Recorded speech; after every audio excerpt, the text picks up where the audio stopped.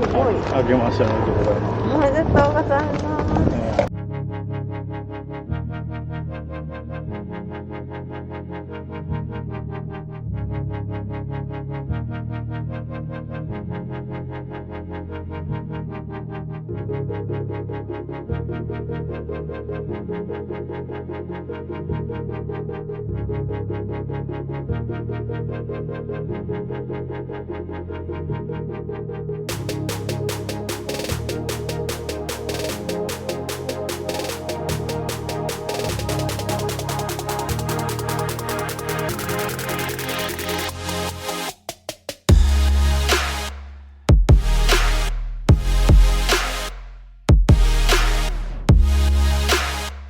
去年はいろいろとね、ハリハリ結局ハリハリ会も1回しか。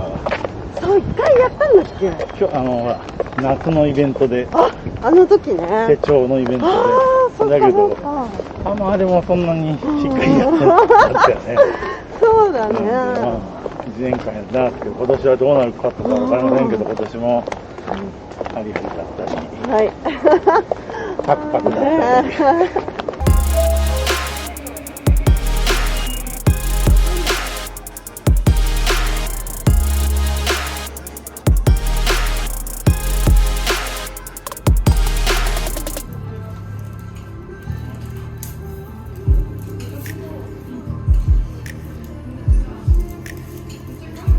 久しぶり、明けましておめでとうございます。おめでとうございます。久しぶりです。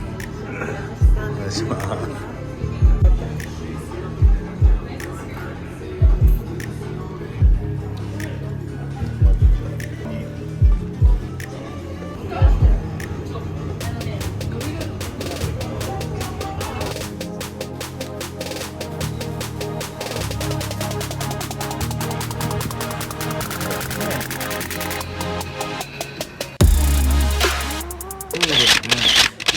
何なのだ。